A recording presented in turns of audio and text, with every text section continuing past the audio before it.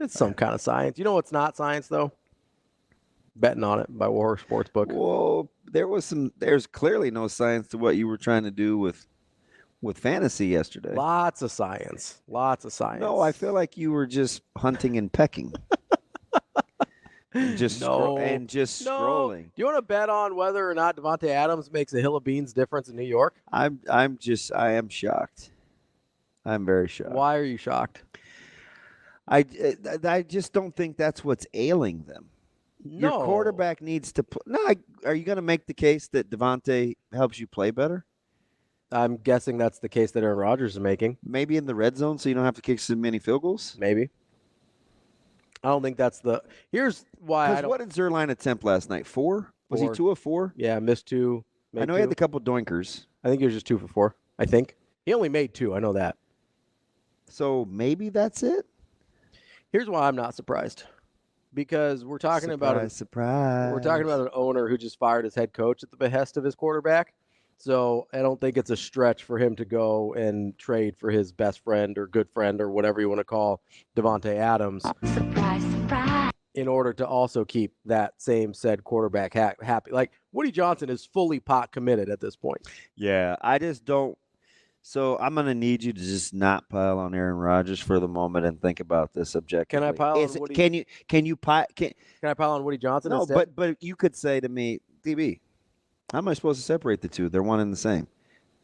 Yeah, but I don't know if that's how you feel. I do think that I do believe that. I believe that to be true. Yeah, I think he is. Which is part of the reason why you're coming down on Rodgers so hard. Yes, because I think this is who he is and what he does to your team. I think that's part of the reason I look back at Green Bay and I go, maybe Rodgers was more of a problem than we realized. So what does Milk Toast say, or Jacob Padilla say about that situation? I haven't asked him. I don't think, because I'd be curious. Yeah, I'd be curious because he'll be more objective than I will. He's a fan though. It's true, but he can usually still separate. I think.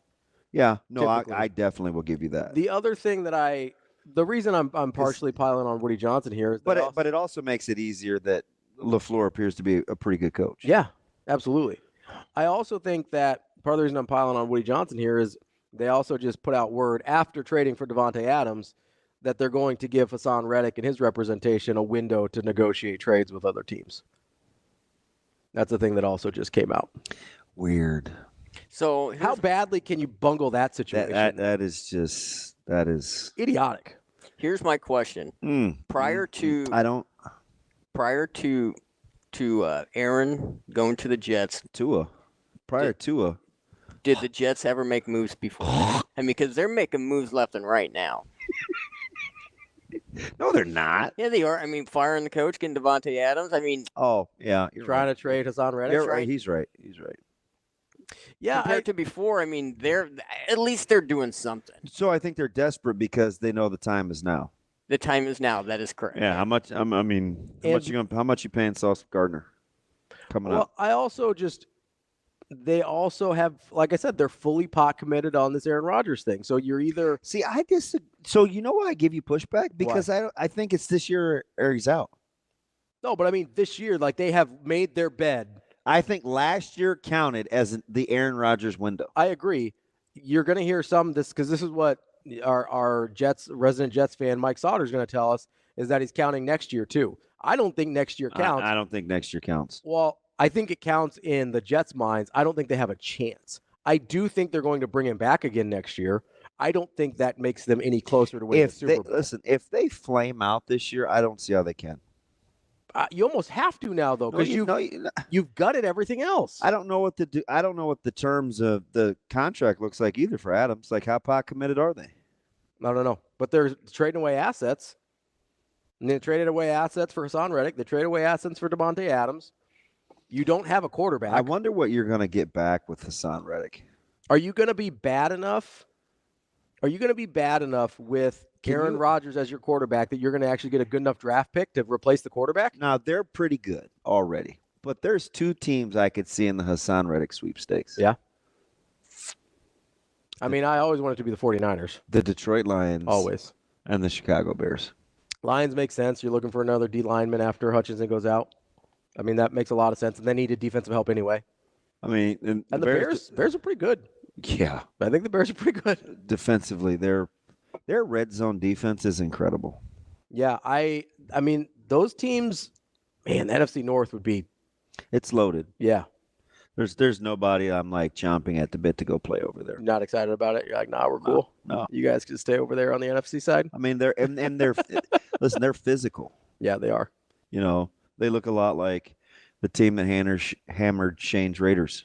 Let's. I do want to. No big deal. I do want to go through a few teams here. Two of them are in the NFC North. Why? Because I'd like to bet on who we think right now today is the best team in the NFL. It's Ravi. There's two in the NFC North. Lions and Vikings. They're candidates. So can I get specific with you? Yeah. I probably trust Mhm. Detroit more. Can I give you my all five candidates? Yes.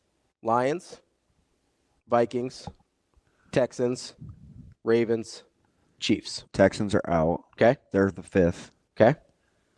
I will go Minnesota 4th. Okay. You said you trust the Lions the most out of. I'm going to take the Lions 3rd, Okay. the Chiefs 2nd, and the Ravens 1st. Do you think the Ravens are the best team in football right now? Yeah. Do you trust them going forward the most, or do you just think they're playing the best right now? everybody gets the caveat, but the Chiefs. Mhm. So Because the Chiefs are the only ones that have done it out of that group. yeah, and they have. It doesn't matter what it looks like for them. They're just going to win. They just win. 100%. Yeah. Like I fully believe. I don't think the Chiefs have looked that good, No, they haven't. right? But That's again, the dirty little secret, but they're 5-0. and They got Patrick Mahomes. they have the best combination of everything. Yep. So You got the quarterback, they have head coach combination. no drama ever comes out of that camp. We tried to make the Kelsey thing something. Not just Kelsey, but Butker. The Chiefs didn't. That was really nothing. That was one of the dumbest non-stories ever. But it was A conservative at a Christian college. Ooh, color me said things that a conservative at a color- Christian college are going to say. color me traumatized. You think the people in that locker room didn't know who Harrison Butker was? Yeah, like that was a non. That's But just, we tried to make a deal with Harrison Butker. We've tried to make a deal with Kelsey. So We've they- tried to make a deal with Brittany Mahomes. consistency of the message. Mhm. They do what they do. I think they have an incredible front office. They got the best quarterback in the league. They got a really good head coach. Why don't I put them 1? Do you know why? Because I just think at some point you bringing knives to a gunfight all the time should matter. Like what Juju Smith-Schuster. Like, and- what are they doing? I thought it mattered last year, and it didn't. I thought it would matter last year, and it didn't. So that's the only thing that keeps me from. Yeah.